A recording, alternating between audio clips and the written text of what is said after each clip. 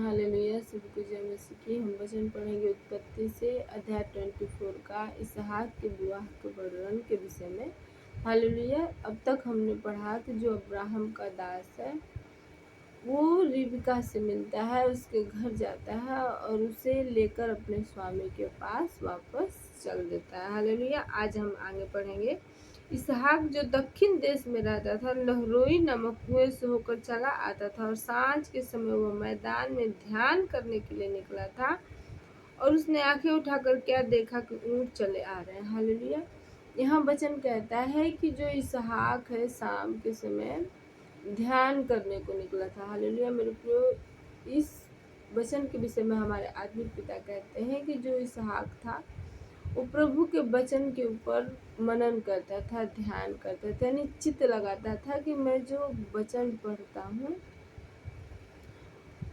मैं जो प्रभु की राहों पे चलता हूँ, मैं जो प्रभु से की बातों को सुनता हूँ, तो प्रभु किन वचनों के साथ मेरे से बात करते हैं, उनके वचन क्या है, उनके जो योजना है मेरे जीवन में क्या है। हालेलुया। मेरे प्रिय, हमारे आत्मिक पिता कहते हैं कि हमें ये जो पवित्र बाइबल है एक धार्मिक बुक की तरह नहीं कि मैं जो मसीह में हूँ तो मसीह लोगों का धार्मिक ग्रंथ बाइबल है तो मैं इसे पढ़ूंगा, मुझे इतना अध्याय पढ़ना है तो मैं इतना अध्याय डेली पढ़ूंगा। हालेलुया। मुझे एक फॉर्मेलिटी पूरा करनी है मुझे, तो मैं इसको कर दूंगा। नहीं मेरे प्रियो, हमें इस पवित्र बाइबल को जो आत्मा का लिखा हुआ है, जो आत्मिक है, जिसका राइटर, जिसका लेखक प्रभु यीशु मसीह है, जिसके विषय में हमें बताया जाता है, उसे हमें आत्मा और सच्चाई के साथ पढ़ना है। उसे हमें समझते हुए पढ़ना है कि प्रभु ने अपने वचन में क्या क्या कहा है, मेरे विषय में क्या कहा है, अपने विषय में क्या कहा है। हालेलुया।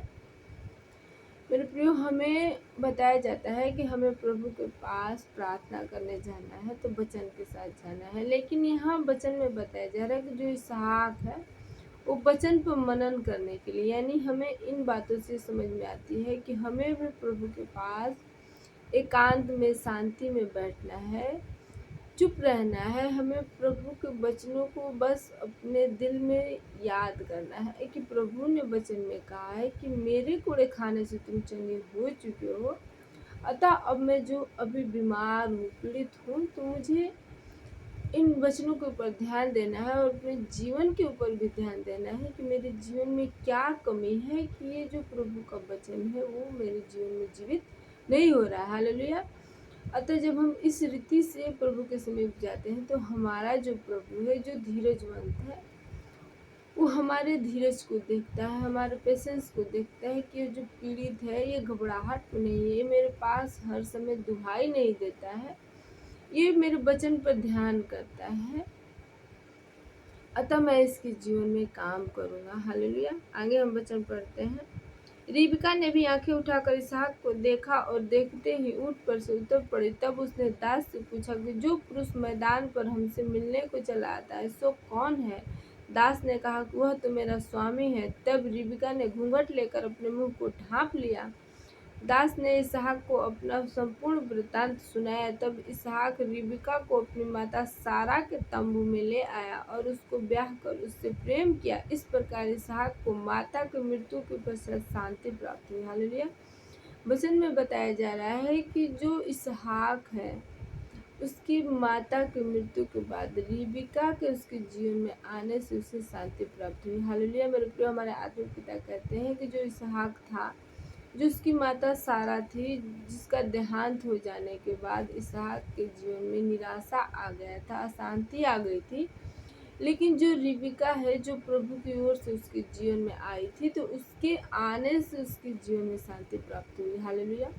मेरे प्रिय, यदि हम भी प्रभु के राहों पर चल रहे हो, प्रभु के वचन को मनन करते हुए अपने जीवन को व्यतीत कर रहे हो, तो जिन वस्तुओं के, जिन चीज़ों के, जिन आस और उम्मीद आनंद के हमारे जीवन में चले जाने से, यानी जो शैतान है हमारे जीवन से, जो हमारी खुशियों को छीन लेता है, जिससे हमें असहज महसूस होता है, अशांति महसूस होता है, तो प्रभु जो है वो हमारे जीवन में अपनी ओर से सच्ची शांति को भेजता है, एक ऐसे आशीष को भेजता है जिसमें दुख नहीं मिला होता। हालेलुया। मेरे प्रिय प्रभु के वचन में लिखा है कि जो धन यहोवा की ओर से आता है उसमें कोई भी दुख नहीं मिला होता। हालेलुया।